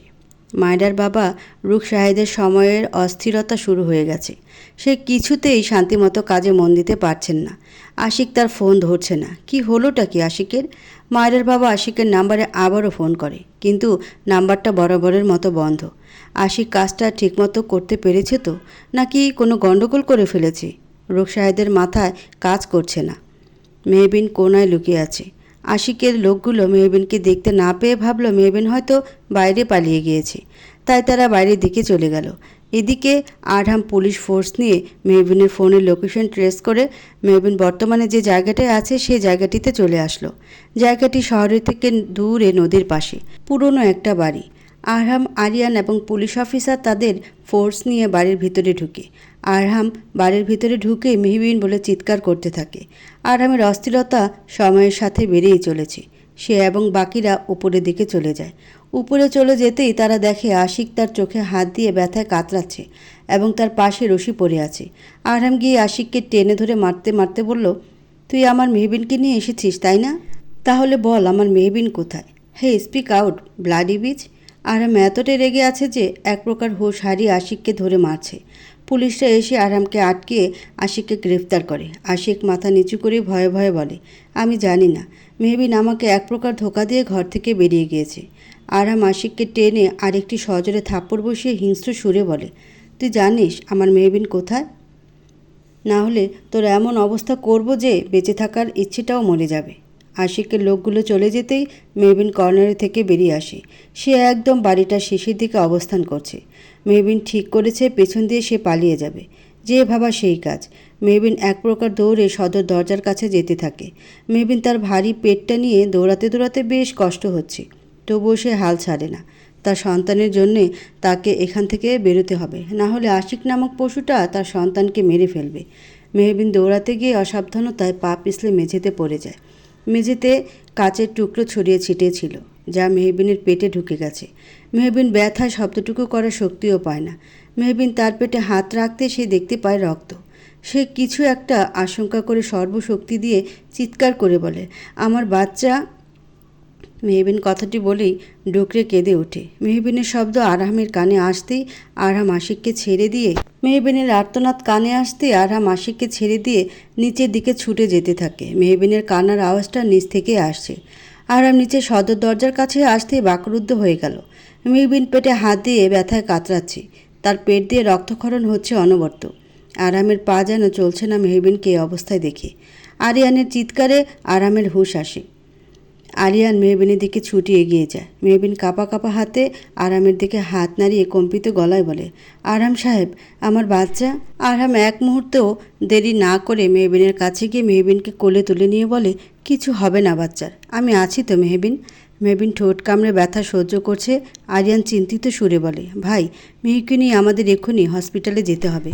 আমি যা দেখছি মেহবিনকে এই মুহূর্তে হসপিটালে শিফট না করলে বড় ধরনের ক্ষতি হবে। মেহবিনের ব্লিডিং হচ্ছে, যা বাচ্চা এবং মেহু দুজনের জন্যই বিপজ্জনক। আরাম মেহবিনকে কোলে নিয়ে আরিয়ানের সাথে হসপিটালের উদ্দেশ্যে গাড়ি নিয়ে বেরিয়ে পড়ে। মেহবিন ঠোঁট কামড়ে ব্যথা সহ্য করে যাচ্ছে। তার মনে শুধু একটা ভয় উকি দিয়ে বেড়াচ্ছে, তার সন্তানের কিছু হবে না তো। আরাম মেহবিনের এমন অবস্থা দেখে এক প্রকার অস্থির হয়ে যাচ্ছে। এই অবস্থায় আরামের ড্রাইভ করা ঝুঁকিপূর্ণ, তাই আরিয়ানই ড্রাইভ করে নিয়ে যাচ্ছে। আরাম মেহবিনকে এক প্রকার নিজের সাথে মিশিয়ে মেহবিনের হাত জোড়া আঁকড়ে ধরে রেখেছে। এই সময়ে সে শুধু আরামকে ভরসা করে। গাড়ি হসপিটালের কাছে আসতেই আরাম মেহবিনকে কোলে নিয়ে হসপিটালে নিয়ে আসে। ডক্টর জ্যাসমিন, যিনি প্রেগনেন্সির সময় মেহবিনকে চেক আপ করেছিলেন, তিনি মেহবিনের এই অবস্থা দেখে ভয় পেয়ে যান। তিনি দ্রুত মেহবিনকে অ্যাডমিট করে নেয়। জ্যাসমিন আরাম এবং আরিয়ানের দিকে তাকিয়ে চিন্তিত গলায় বললেন, আপনাদের বলা হয়েছিল মেহবিন এবং বাচ্চাটা যথেষ্ট ঝুঁকির মধ্যে আছে। মেহবিনের এখন 5 মাস শেষ হয়ে 6 মাস চলছে প্রেগনেন্সির এই 6 মাসটা কতটা ঝুঁকিপূর্ণ। তার মধ্যে মেহবিনের পেটে কাজ ঢুকে গেল, এটা কতটা রিস্কি আপনারা তো বুঝতে পারছেন, তাই না? এই অঘটন ঘটল কী করে? আরাম কিছু বলার আগেই আরিয়ান দ্রুততার সাথে বলল, আসলে সেটা অনেক বড় ঘটনা। আপনি আগে মিহুর ট্রিটমেন্ট শুরু করেন ডক্টর জ্যাসমিন। মিহু এবং বেবির যেন কিচ্ছু না হয়। জ্যাসমিন চশমাটা ঠিক করে বলল, আপনিও তো একজন ডক্টর আরিয়ান। পেশেন্টের যা অবস্থা তাতে কেউ ঠিক থাকবে বলে আমার মনে হয় না। ডক্টরের কথায় আরিয়ান চুপ করে যায়। আরাম কথাটি শুনে এক প্রকার উত্তেজিত হয়ে বলে, এসব কথা বললে তো হবে না। আপনি যে করেই হোক বেবি এবং মেহুকে বাঁচান, ওদের যেন কিছু না হয়। কিচ্ছুটা নয়। আরহামকে দেখে মনে হচ্ছে সে এখন স্বাভাবিক অবস্থাতে নেই, তাই ডক্টর জ্যাসমিন কথা বাড়ালেন না। মেহবিনের কেবিনের দিকে পা বাড়িয়ে দেয়। আরিয়ানও কেবিনে চলে যায় মেহবিনের অবস্থা দেখার জন্যে। আরহাম কাচের জানালা দিয়ে স্পষ্ট দেখতে পারছে মেহবিন ব্যথায় কতটা কাতরাচ্ছে। ডক্টররা মিলেও রক্ত পড়া থামাতে পারছে না। মেহবিনের এমন করুণ অবস্থা নিজের চোখের সামনে দেখে আরহামের বুকটা জ্বলে যাচ্ছে। ক্ষত বিক্ষত হয়ে যাচ্ছে হৃদয়টা তার প্রেয়সী, তার ভালোবাসার মানুষটির করুণ পরিণতিতে। যে বা যারা মেহবিনের এই অবস্থার জন্য দায়ী, তাদের সে কিছুতেই ছাড়বে না। তখনই পুলিশ স্টেশন থেকে জানায় আশিক নাকি পালিয়ে গেছে, কেননা এই ঘটনার পিছনে যে মূল রয়েছে তার নাম সে কিছুতেই বলবে না। কথাটি শুনেই আরামের আখিজোড়া রক্তবরণ ধারণ করছে। শরীরে রাগ রক্ত যেন টক বক করছে। আরিয়ান মেহবিনের অবস্থা সম্পর্কে ধারণা নিয়ে নিজের ভাইকে দেখে ঘাবড়ে যায়, কারণ রাগে আরামের হাতের রগ একেবারে ফুলে উঠছে। আরাম সহজে রেগে যায় না, যথেষ্ট ধৈর্য ধারণের ক্ষমতা আছে তার, কিন্তু একবার যদি রেগে যায় তাহলে আরামের থেকে ভয়ঙ্কর আর কেউ হতে পারে না। এক প্রকার হিংস্র হয়ে ওঠে সে। আরামকে এই রূপে আরিয়ান ছোটবেলায় একবার দেখেছিল। আরিয়ানকে কয়েকজন বখাটে ছেলে মেরেছিল, যার ফলে সেদিন ছোট্ট আরিয়ানের এক প্রকার জ্বর হয়ে গিয়েছিল। তখন আরাম এতটাই রেগে গিয়েছিল, সে সেদিন মাটির টব দিয়ে বখাটে ছেলেদের মাথা ফাটিয়ে দিয়েছিল। বখাটে ছেলেগুলোর সেদিন হাসপাতালে ভর্তি হওয়ার অবস্থা ছিল। আরাম তখন বয়সে ছোট হলেও হিংস্র হয়ে উঠেছিল। সেদিন আরামের বাবা ব্যাপারটা ধামাচাপা দিয়েছিল, অনেক বকেও ছিল আরামকে। সেদিনের পর আরামের এই রূপটা আর কেউ দেখতে পায়নি। কিন্তু আজ আবারও আরামের সেই আগের রূপ দেখে আরিয়ানের বুঝতে বাকি থাকে না আরাম আজও বিরাট ভয়ঙ্কর কাজ করবে। আরিয়ান এগিয়ে তার ভাইকে আটকাতে নিলে আরাম হাত দিয়ে আরিয়ানকে আটকিয়ে সে শান্ত গলায় বলে, আমি আপাতত তোর কোনো কথা শুনতে চাই না, আমি আসছি, তুই শুধু মেহবিনের খেয়াল রাখিস। আরহাম বেরিয়ে যায়। আরিয়ান চাইলেও বাধা দিতে পারে না। আশিক এক প্রকার পুলিশের চোখে ধুলো দিয়ে কোনো রকম পুলিশের গাড়ি থেকে তার লোকদের সাহায্যে পালিয়ে একটা পুরনো কুঠিরে ঠাঁই নিয়েছে। কুঠির আশিক আপাতত একাই রয়েছে। সে ভেবেছে আজকের রাতটা সে এখানে কাটিয়ে কাল রুক সাহেদের যোগাযোগ করে দূরে কোথাও চলে যাবে। সে কিছুতেই পুলিশের কাছে ধরা দেবে না। কিন্তু সে জানতো না একজনের চোখ সর্বক্ষণ তার উপর রয়েছে। সে আর কেউ নয়, স্বয়ং আরহাম। কারো পায়ের আওয়াজ পেতেই আশিক ভয়ে ভয়ে পেছনে তাকিয়ে দেখে আরহাম পাকা হাসি দিয়ে তার দিকে তাকিয়ে আছে। আরহামকে দেখেই ভয়ে কাঁপাকাঁপি অবস্থা হয়ে যায় আশিকের। আরহাম আশিকের দিকে ঝুঁকে বলে, আরহাম হাসান তালুকদার কখনোই কাঁচা কাজ করে না। তোর ভাবনা যেখান থেকে শেষ, আরহাম হাসান তালুকদারের ভাবনা সেখান থেকেই শুরু। আমি ধারণা করে নিয়েছিলাম তুই ঠিক পালাবি, তাই তোর শার্টে আমি লুকিয়ে একটা ট্রিকার ফিক্সড করে রেখেছিলাম। তাই তুই যেখানেই যাবি আমি সব জানতে পারবো। এখন তুই বলবি এসবের পিছনে কে আছে নাকি আমি? আরহাম তার সম্পূর্ণ কথাগুলো শেষ না করে আরেক দফা বাঁকা হাসল। আশিক ভয়ে ঢোক গিলল। দেয়ালের এক কোণে রক্তাক্ত অবস্থায় আশিক বসে আছে। নড়ার শক্তিটুকুও পাচ্ছে না। তার সামনেই টুলে হাতে রড নিয়ে বসে আছে। আধা ঘন্টা ধরে নির্মমভাবে আশিককে মেরেছে আরহাম। আরহাম রডের দিকে তাকিয়ে আলতো সুরে বলে, তোর জন্যে আজ আমার মেহবিনের এই অবস্থা। তোকে মেরে ফেলতে ইচ্ছে করছে জাস্ট। এখন তুই বলবি তোর পিছনে কে আছে, না হলে কিন্তু এক্ষুনি মেরে ফেলবো তোকে। শেষের কথাটি এক প্রকার গর্জন দিয়ে বলল আরহাম। আশিকের এতটাই খারাপ অবস্থা সে মুখটাও খুলতে পারছে না। তবুও সে অনেকটা কষ্ট করে বলে দেয়, এর পেছনে মূল মাস্টার মাইন্ডের নাম। মায়রার বাবা রুক সাহেব জেনে গিয়েছেন আশিককে পুলিশ ধরে ফেলেছে। আশিক এবার নিশ্চয়ই তার নাম বলে দেবে। কথাটি ভেবেই রুক সাহেব তরতর করে ঘামতে থাকে। এই শীতের মধ্যেও তার প্রচণ্ড অস্থিরতা কাজ করছে। তাকে যে করেই হোক প্রথমত অফিস থেকে বেরোতে হবে। রুক সাহেব তার কেবিন থেকে বেরোতে নিলে কেউ তার বুক বরাবর লাথি মারে। সে ধপ করে মাটিতে শুয়ে পড়ে। সে তাকিয়ে দেখে আরহাম। আরহাম রুক সাহেদের গলার চেপে ধরে বলে, এত সহজে পালালে হবে? এখনও তো অনেক কিছু বাকি আছে রুক সাহেদ। এতটা খারাপ আপনি? এতটা নিষ্ঠুর হলে নিজের মেয়ের বয়সে আরেকজন মেয়ের সন্তানকে মেরে ফেলার জন্যে লোক ভাড়া করে নেন, শুধুমাত্র নিজের মেয়ের সুখের জন্যে? ছি! অথচ আপনাদের মতোই জঘন্য মানুষেরা সমাজে নামি দামি পদে অবস্থান করছে। কথাটি বলে আরহাম রুক সাহেদকে মারতে থাকে। তখনই পুলিশরা এসে আরহামকে কোনো রকম ছাড়িয়ে নেওয়ার চেষ্টা করে, কিন্তু ব্যর্থ হয়। আরহাম রুক সাহেদের কলার চেপে ধরেই বলে, এই জঘন্য লোকটাকে আমি কিছুতেই ছাড়ব না। ওর জন্যে আমার মেহবিন এতটা কষ্ট সহ্য করছে। আর মেহবিনের এবং বাচ্চার কিছু হয়ে গেলে তখন আমি কি করব আপনারা বলতে পারেন? পুলিশ অফিসার আরহামের কাছে গিয়ে বললেন, আপনি ওনাকে ছেড়ে দিন, একটু শান্ত হন প্লিজ। আইনের উপর একটু ভরসা রাখুন। আইন ঠিক রুক সাহেদকে তার সঠিক শাস্তি দেবে। আরহাম ঘৃণিত দৃষ্টিতে রুক সাহেদের দিকে তাকিয়ে তাকে ছেড়ে দেয়। রুক সাহেদকে পুলিশ গ্রেফতার করে নেয়। সমস্ত মিডিয়ার লোকেরা জানতে পেরে এক প্রকার ছুটে এসে রুক সাহেদকে গ্রেফতার করার ছবি তুলে নিউজ বানিয়ে দেয়। বিশিষ্ট ব্যবসায়ী রুক সাহেদ সবেমাত্র পুলিশ হাতে আটক হলেন নিজের কুকীর্তির জন্যে। রুক সাহেদের লজ্জায় মাথা কাটা যাচ্ছে। সে এমন একটা জঘন্য কাজটি করে ফেললেন, তার ফল তাকে সারা জীবন ভোগ করতে হবে। টিভিতে নিজের বাবার এইসব কুকীর্তির কথা শুনে মায়েরা চোখে জল ফেলতে থাকে। রুক সাহেদকে পুলিশের হাতে ধরিয়ে দিয়ে আরহাম থানার থেকে বেরোতেই তার ফোনটা বেজে ওঠে। সে তাকিয়ে দেখে আরিয়ানের ফোন। ফোন রিসিভ করে সে যা শুনে তাতে সে এক প্রকার স্তব্ধ হয়ে যায়। সে এক প্রকার ছুটে হসপিটালে চলে যায়। আরহাম এক প্রকার ছুটে হসপিটালে দৌড়ে চলে আসে। আরহাম এসেই দেখতে পায় তার প্রেয়সী ব্যথায় কতটা কাতরাচ্ছে, কতটা মরণ যন্ত্রণা ভোগ করছে। মেহবিনকে স্ট্রেচারে করে ওটির দিকে নিয়ে যাওয়া হচ্ছে। মেহবিন স্ট্রেচার ধরেই মরণ ব্যথা অনবরত কান্না করে যাচ্ছে। আরহামের চোখ ভিজে যায়। দাঁড়িয়ে থাকা দায় হয়ে পড়ে তার পক্ষে। আরিয়ান আরহামকে ফোন করে জানিয়ে দিয়েছিল মেহবিনের অবস্থা একদমই ভালো নয়। মেহবিনের শরীর থেকে অনবরত রক্ত যাচ্ছে। এই অবস্থা চলতে থাকলে বাচ্চা তো বাঁচবেই না, তার সঙ্গে মেহবিনও বাঁচবে না। এই মুহূর্তে মেহবিনকে সিজার করতে হবে, না হলে মেহবিনের অতিরিক্ত রক্তপাতে মৃত্যু ঘটবে। এই কথাটি শুনেই আরহাম এক প্রকার স্তব্ধ হয়ে গিয়েছে। অব্র ও মেহবিনের কথা শুনে হসপিটালে দৌড়ে ছুটে আসে। নিজের ভালোবাসার মানুষটির এই করুণ দশা দেখে অব্রের বুকটা জ্বলে যাচ্ছে। সে মেহবিনের দিকে এগোতে নিলেই মেহবিন হাত নাড়িয়ে আরহামকে কাছে ডাকে। আরহাম ধীর পায়ে মেহবিনের কাছে যায়। মেহবিন যন্ত্রণা নিয়েই আরহামের হাত জোড়া শক্ত করে আঁকড়ে ধরে ভেজা কাতর সুরে বলে, আরহাম সাহেব, ওরা আমার এত তাড়াতাড়ি সিজার করছে কেন? আমার বাচ্চার কিছু হয়নি তো? ও আরহাম সাহেব, বলুন না কিছু। আরহামের বুক ফেটে কান্না আসলেও সে তা সংযত করে মেহবিনের দিকে তাকিয়ে শুকনো হাসি দিয়ে বলে, কিছু হবে না বেবির। বুঝতে না, বেবি একটু তাড়াতাড়ি চলে আসতে চাইছে। তাকে নিয়ে কত প্ল্যান করেছি আমরা, সে চলে আসলেই আমরা সব কিছু করব। আল্লাহ ভরসা, কিচ্ছু হবে না। বি পজিটিভ, ওকে? মেহবিন আরামের কথা শুনে আরামের হাতজোড়া শক্ত করে বলে, আপনি তো আছেন তাই না আরাম সাহেব? আমার আর কোনো চিন্তা নেই। মেহবিন আরামের অনেকটা ভরসা নিয়ে ধরে আছে এতটা যন্ত্রণার মধ্যে।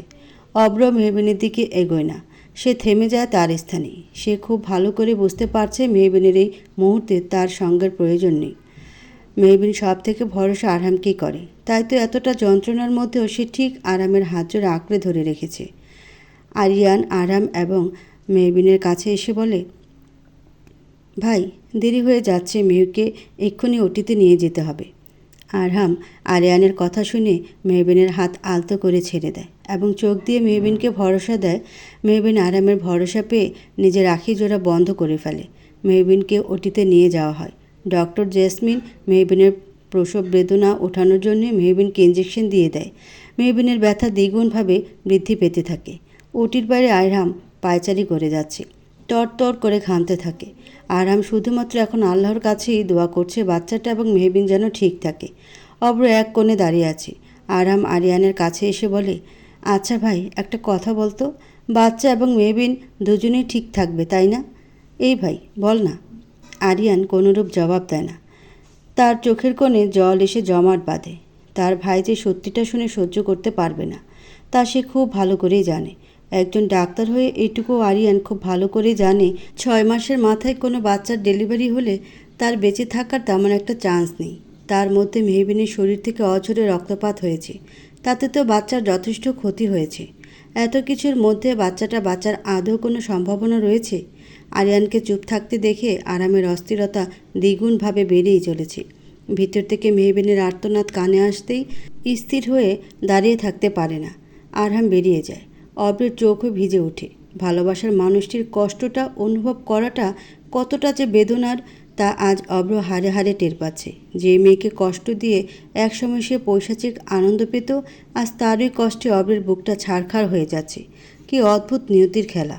অব্র এখন খুব করে চাইছে তার সন্তানের কিংবা মেহবিনের যেন কিচ্ছু না হয়। একজন মধ্যবয়স্ক মহিলা ছবির ফ্রেমে চোখ বুলাচ্ছেন।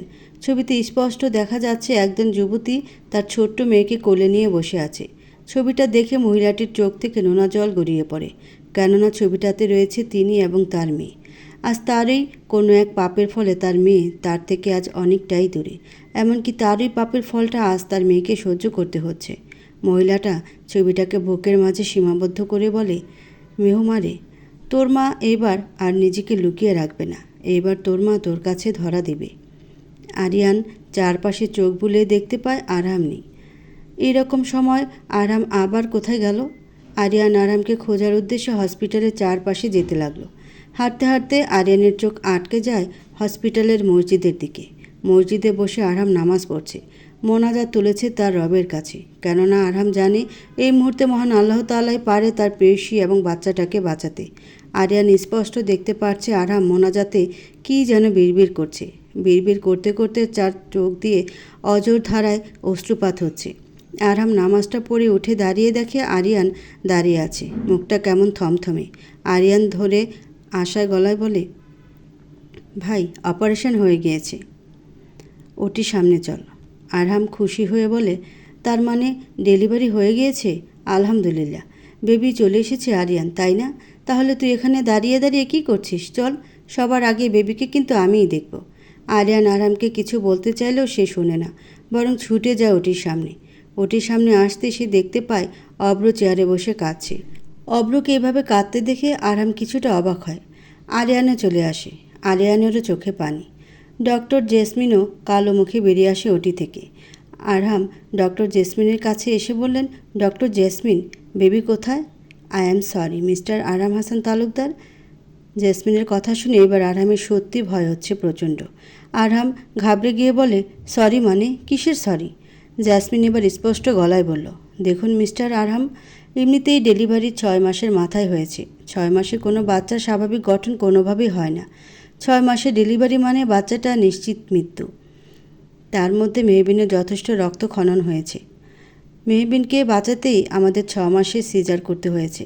তাই বলছি, I am so sorry mister Arham, বাচ্চাটাকে আমরা বাঁচাতে পারিনি। কথাটি শুনে আরামের পৃথিবী যেন এক মুহূর্তের জন্য থমকে যায়। জেসমিন হাতের ইশারায় আরহামকে ছোট্ট কেবিনটির দিকে তাকাতে ইশারা করে। আরহাম তাকাতেই দেখতে পায় ছোট্ট কেবিনের ছোট্ট খাটে সাদা কাপড়ে ছোট বাচ্চাটাকে মুড়িয়ে রাখা হয়েছে। তার চারপাশে কাঁচ দিয়ে আবদ্ধ করে রাখা হয়েছে। বাচ্চাটাকে এইভাবে দেখে আরহাম থমকে দাঁড়ায়। শরীরটা যেন তার ভারসাম্য হারাতে শুরু করে। আরহাম যেন দাঁড়িয়ে থাকতে পারছে না। ধপ করে মাটিতে বসে পড়ে সে। আরহাম এসে তার ভাইকে সামলায়। আরহাম স্তব্ধ হয়ে বসে আছে। মুখের ভাষাটুকুও আজ তার নেই। বেবিটাকে নিয়ে মেহবিনের এত লড়াই মুহূর্তেই বিফল হয়ে গেল। বেবিটাকে নিয়ে আরহাম এবং মেহবিনের কত স্বপ্ন ছিল, মুহূর্তেই তা শেষ হয়ে গেল। অব্র তার সন্তানের দিকে তাকাতে পারছে না। ঢুকরে মাথা নিচু করে কেঁদে যাচ্ছে। নিয়তি এতটা নিষ্ঠুর কেন? প্রাক্তন স্ত্রীর ঘুমন্ত মুখের দিকে এক ফোঁটা জল ফেলে অব্র। ঘুমন্ত অবস্থায় স্পষ্ট দেখা যাচ্ছে মেহবিনের শুকনো মুখটা। এখন রাত প্রায় 2টো বাজে। অপারেশনেই ডক্টর জেসমিন মেহবিনকে ঘুমের গভীর ডোজ দিয়ে দিয়েছিল, যার ফলে মেহবিন এখনও জানে না যাকে নিয়ে তার এত লড়াই সে বেঁচে নেই পৃথিবীর বুকে।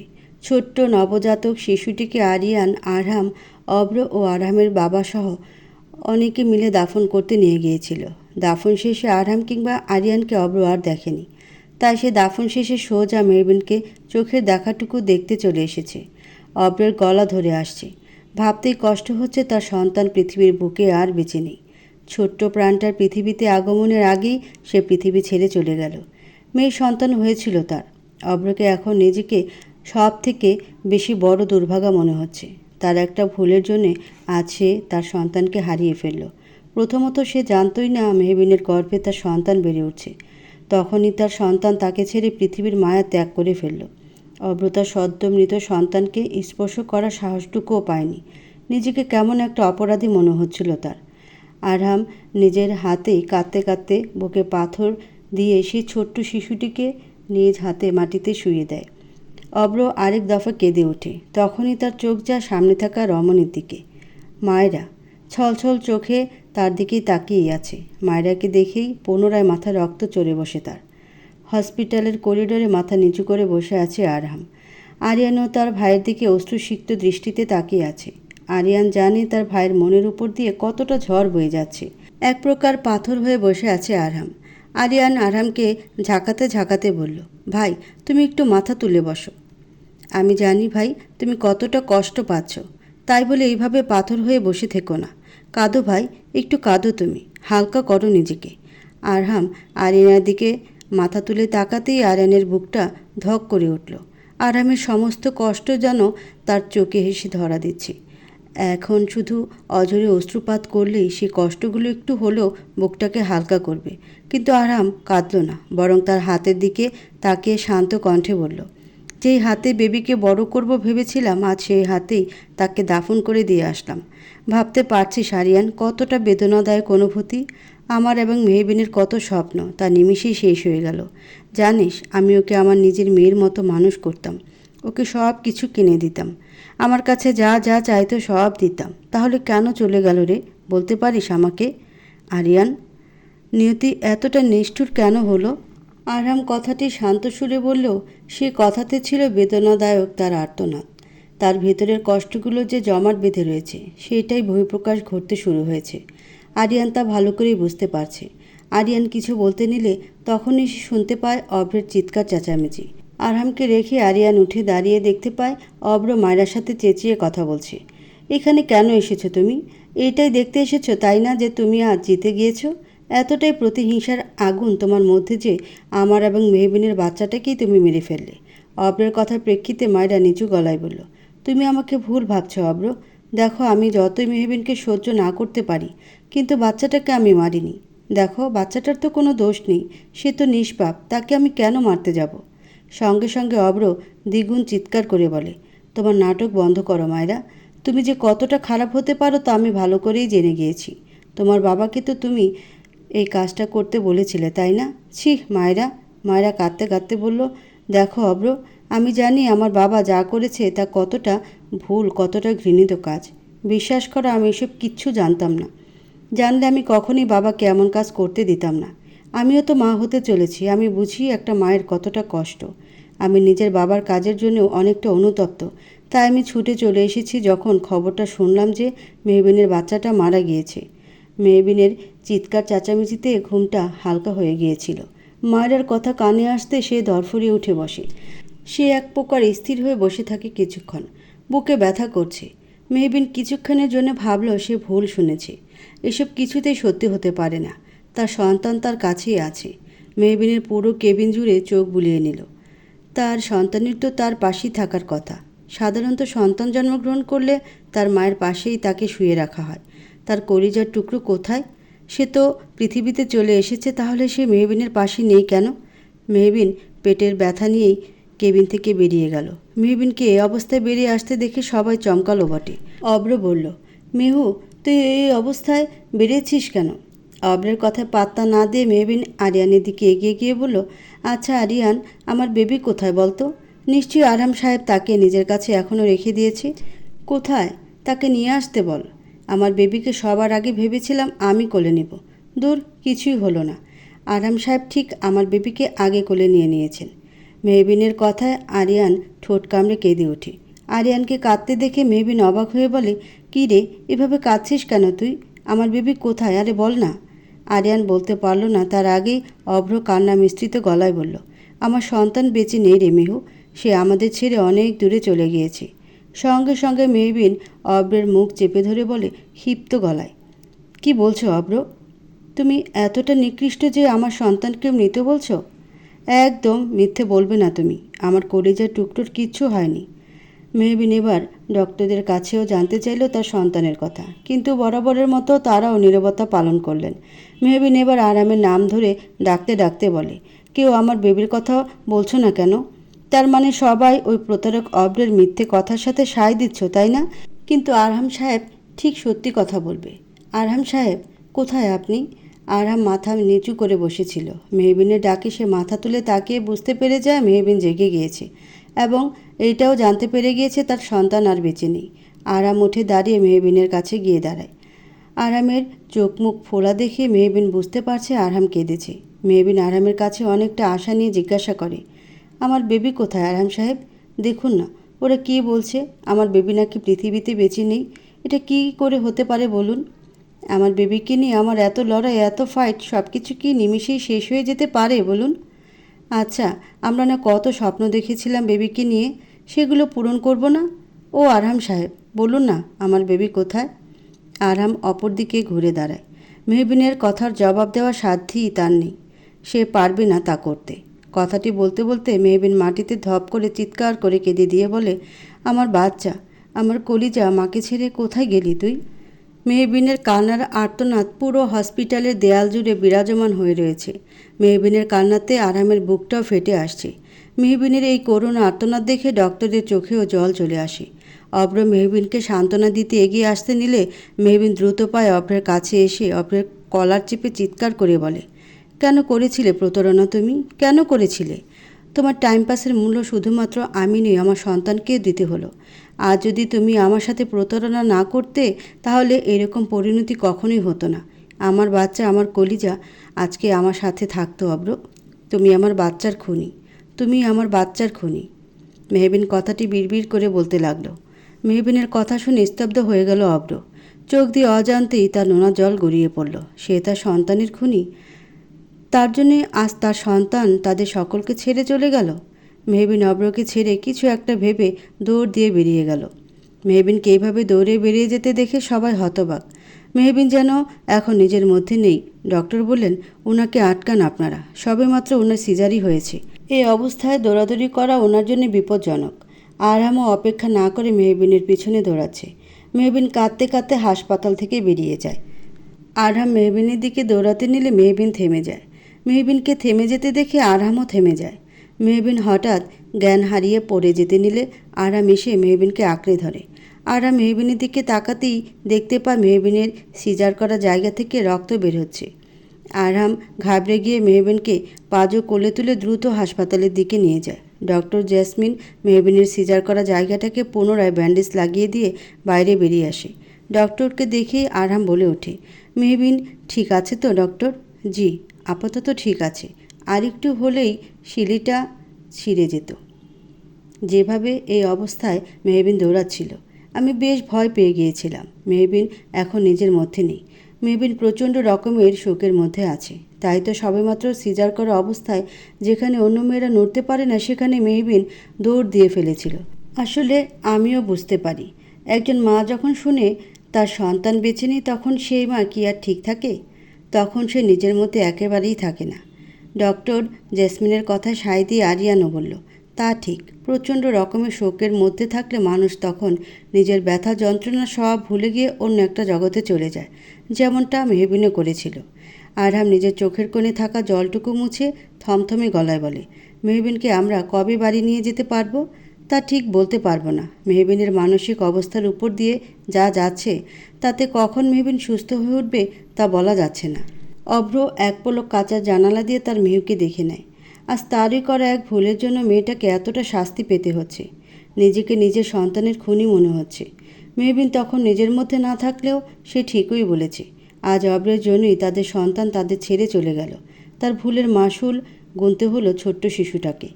অভ্র আর 1 মিনিটও দাঁড়ায় না, বেরিয়ে যায়। অভ্রকে বেরিয়ে যেতে দেখে মায়েরাও বেরিয়ে যায়। আরহাম মেহবিনের পাশে বসে আছে। মেহবিনের মায়াবী মুখখানা কেমন শুকিয়ে কাঠ হয়ে গিয়েছে। মেহবিনের মুখশ্রীর দিকে তাকিয়ে আরহাম দীর্ঘশ্বাস ফেলে। আরহামের ভিতরেও দহন হচ্ছে, যা সে তা চাইলেও প্রকাশ করতে পারছে না। আরিয়ান আরামের অবস্থা দেখে লম্বা নিঃশ্বাস নেয়। তার ভাই এবং তার বন্ধু মিহু দুজনেই যেই কষ্টের মধ্য দিয়ে যাচ্ছে, তাতে সে তার ভেতরটাও জ্বলে যাচ্ছে। সব তো ঠিকই ছিল, তাহলে হঠাৎ সব এলোমেলো হয়ে গেল কেন? আরামের মুখের দিকে আরিয়ান চাইলেও তাকাতে পারছে না। অতিরিক্ত কষ্ট বুকে চেপে রাখলে মানুষকে একটা পাথর মনে হয়। আরিয়ানের কাছে আরহামকে বর্তমানে সে পাথর মনে হচ্ছে। আরিয়ান এগিয়ে গিয়ে আরহামের কাঁধে হাত রেখে বলে, মানুষ কষ্ট বুকে পুষে রাখতে রাখতে একসময় সেই কষ্টগুলো পাহাড়ের সমতুল্য হয়ে যায়। তখন তা চাইলেও বুক থেকে সরানো যায় না। কষ্ট বুকে পুষে রাখলে যে শুধু কষ্টই বাড়ে ভাই। তার থেকে বরং তুই একটু কেঁদে নিজেকে হালকা কর না ভাই। আরহাম কথা বলে না, চুপ হয়ে থাকে। আরহামের নীরবতা আরিয়ানের ভেতরটাকে আরও পুড়িয়ে তুলছে। আরিয়ানের এই পরিবেশে থাকতে দম বন্ধ লাগছে। এই পরিস্থিতিতে কেউ কি নেই তাকে একটু শান্তি দিতে পারবে? সে কিছু একটা ভেবে দ্রুত পায়ে বেরিয়ে গেল কেবিন থেকে। ফারিয়া নিজের রুমে শুয়ে কার্টুন দেখছিল আর বসে বসে চিপস খাচ্ছিল। যদিও তার মা তাকে পড়তে বলেছে, কিন্তু ফারিয়া কি আদৌ পড়ার মেয়ে? পড়া ছাড়া সব কিছু সে করতে পারবে। তখনই তার ফোনে মেসেজ আসে। ফারিয়া তাকিয়ে দেখে আরিয়ানের মেসেজ। তাতে লেখা, আমি তোমার বাসার নিচেই রয়েছি, একটু আসবে প্লিজ নিচে? শুধু 1 মিনিট দেখা করেই চলে যাব। এত রাতে আরিয়ানের এমন মেসেজে যথেষ্ট চমকিত হয় ফারিয়া। সে সঙ্গে সঙ্গে মেসেজে রিপ্লাই দিয়ে বলে, আপনি আমার সাথে মজা করছেন তাই না ডাক্তার সাহেব? দূর, এত রাতে প্র্যাঙ্ক করছেন কেন? আমি কোনো মজা করছি না, চাইলে তুমি বারান্দায় এসে দেখে যেতে পারো। ফারিয়া মেসেজটি পেয়েই বারান্দায় গিয়ে চমকে গেল। সত্যি আরিয়ান এসেছে। আরিয়ান সঙ্গে সঙ্গে আবারও মেসেজ দিয়ে বলে, নিচে আসবে প্লিজ? কিছুক্ষণের জন্য হলেও প্লিজ এসো। জানি এত রাতে হয়তো তোমাকে খুব বিরক্ত করছি, কিন্তু বিশ্বাস করো এই মুহূর্তে তোমাকে আমার বড্ড প্রয়োজন। ফারিয়া এই আকুতি ভরা মেসেজ পড়ে নিজেকে দমিয়ে রাখতে পারল না। তার মাকে কিছু একটা বুঝিয়ে সে নিচে চলে আসতে সে দেখতে পেল গাড়িতে হেলান দিয়ে দাঁড়িয়ে আছে আরিয়ান। ফারিয়া দেখেই সে এগিয়ে এলো। আরিয়ানের চেহারা দেখেই ফারিয়ার কপালে দুশ্চিন্তার ভাঁজ পড়ে গেল, কেননা আরিয়ানের চোখ ছলছল হয়ে রয়েছে। কি হয়েছে ডাক্তার সাহেব? সব ঠিক আছে তো? ফারিয়ার প্রশ্নে আরিয়ান উত্তর দিয়ে বলল, কিছু ঠিক নেই ফারিয়া, কিছু ঠিক নেই ভাই। মেহু কেউ ঠিক নেই, সবাই খুব কষ্ট পাচ্ছে। আমি আর পারছি না ফারিয়া, আমারও যে বড্ড কষ্ট হচ্ছে। কথাটি বলি আরিয়ান ফারিয়াকে ঝাপটে জড়িয়ে ধরে কান্না সুরে বলে, সব এতটা এলোমেলো হয়ে গেল কেন ফারিয়া? আমি যে নিজেকে সামলাতে পারছি না, তাহলে ভাই এবং মেহুকে কিভাবে সামলাবো? আরিয়ান ফারিয়াকে জড়িয়ে ধরায় ফারিয়া স্থির হয়ে গেল এক প্রকার। প্রথম কোনো পুরুষ তাকে এইভাবে জড়িয়ে ধরেছে। সে জানে আরিয়ান তাকে আবেগপ্রবণ হয়েই জড়িয়ে ধরেছে। হয়তো বড্ড কষ্টে আছে আরিয়ান। আরিয়ানের কান্নার সুরে বলা প্রতিটি কথা ফারিয়ার বুকে গিয়েও লাগে। সেও আরিয়ানের পিঠে হাত রেখে আরিয়ানকে শান্ত করার প্রচেষ্টা থাকে। সে আরিয়ানের কাছে কারণ জানতে চাইলে আরিয়ান সব খুলে বলে তাকে। সব শুনে স্তব্ধ হয়ে যায় ফারিয়া। চোখে তার জল এসে জমা হয়ে থাকে। আরহাম পানি খেতে গিয়েছিল। কেবিনে এসেই দেখে মেহবিনের জ্ঞান ফিরেছে। সে তার পাশে থাকা সব জিনিস ছুঁড়ে ফেলে দিচ্ছে এবং চিৎকার করে বলছে, তোমরা সবাই আমাকে মিথ্যে বলছো। আমি জানি তো আমার বেবির কিচ্ছু হয়নি। তোমরা আমার বেবিকে লুকিয়ে রেখেছো। এনে দাও না আমার বেবিকে। তখনই মেহবিনের চোখ যায় আরামের কাছে। সে আরামের দিকে তাকিয়ে বলে, আরাম সাহেব, আপনিও কিন্তু কিচ্ছু বলছেন না। আমার বেবিকে এক্ষুনি এনে দিন। আরাম এগিয়ে মেহবিনের গালে হাত রেখে ভেজা গলায় বলে, মেহবিন প্লিজ, তুমি নিজেকে সামলাও। মেহবিন তৎক্ষণাৎ আরামের হাত সরিয়ে বলে, ছেড়ে দিব মানে? আপনিও আমার সাথে মিথ্যে কথা বলছেন? আচ্ছা, আমি নিজেই আমার বেবিকে খুঁজতে যাব। মেহবিন এক প্রকার পাগল হয়ে নিজের হাতের ক্যানেলা খুলতে চাইলে ডক্টর জেসমিন দ্রুত মেহবিনকে অজ্ঞান করার ইঞ্জেকশন পুশ করে দেয়। কেননা এখন মেহবিনকে অজ্ঞান না করলে আটকানো যাবে না। আরামও যেন এবার ধীরে ধীরে দুর্বল হয়ে যাচ্ছে। প্রেয়সী এমন করুণ দশা দেখাটা সত্যি বড্ড কষ্টকর। আরাম না পেরে গাড়ি নিয়ে বেরিয়ে যায়। আরামের গাড়ি নদীর পাড়ে গাড়িটি রেখে বেরিয়ে আসে। নদীর কিনারা বসে চিৎকার করে কেঁদে ওঠে। যে বাচ্চাটাকে নিয়ে তার এত স্বপ্ন ছিল সে তো চলেই গেল। তার মধ্যে মেহবিনের এই করুণ দশা। সব মিলিয়ে আরহামও নিজেকে সামলাতে পারছে না। চিৎকার করে কেঁদে সে তার কষ্টগুলো একটু কমানোর প্রচেষ্টায় থাকে। আর যদি বেবিটা তাদের সাথে থাকতো তাহলে কি খুব ক্ষতি হতো। এতদিন নিজের সন্তানের মতো ভালোবেসে ফেলেছিল বেবিটাকে। সারা রাত আরহাম হাসপাতালে ফেরেনি। সকালে সে ফিরে আসে হাসপাতালে। মেহবিন জ্ঞান ফেরার পর একদম চুপচাপ হয়ে যায়। কোনো কথা বলেনি কারো সাথে। এক দৃষ্টিতে সামনের দিকে তাকিয়ে রয়েছে। আরহাম আসতেই সে মুখ খুলে বলে, আমাকে একটা জায়গায় নিয়ে যাবেন আরহাম সাহেব? মেহবিন এই অবস্থায়